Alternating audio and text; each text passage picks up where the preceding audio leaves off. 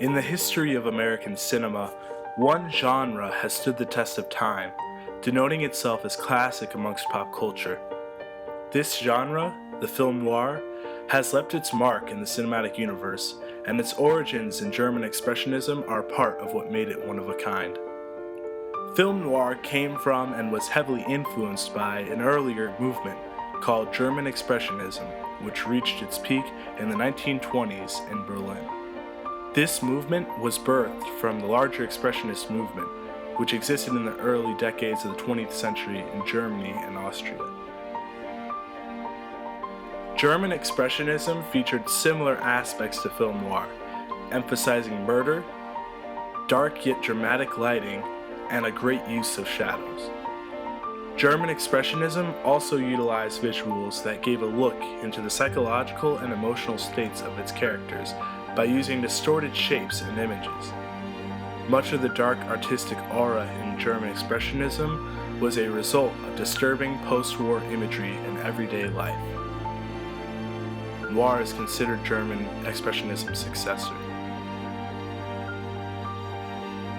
Another factor that contributed to the film noir movement is the fleeing of many German directors to America in the 1930s. In order to escape the Nazis, directors came to America and directed movies that were experimenting with the style passed down from German Expressionism. This, in turn, led to many of the dark aspects of film noir. A very prominent German expressionist who relocated to America was director Fritz Lang. One of his famous works was a film entitled M in 1931, which contains many elements that later defined film noir as a genre. It was a film about a child murderer who was hunted by police and the criminal underworld. The plot centered around the protagonist and portrayed him in a positive light. Another important film that later defined film noir was Orson Welles' Citizen Kane in 1941. While the film does not fall within the film noir genre itself, relocated German film directors influenced Citizen Kane heavily. The plot was driven by off-screen narrators and flashbacks, both techniques that were later utilized in film noir. It is in the early 1940s where most film historians consider the film noir era to have begun.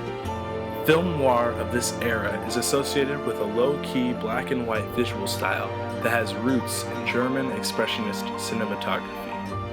Prototypical stories and much of the attitude of classic noir derive from the school of crime fiction that emerged in the United States during the Depression. The 1940s and 1950s are generally regarded as the classic period of American film noir. Most of the film noirs of the classic period were similarly low and modestly budgeted features without major stars, B-movies either literally or in spirit.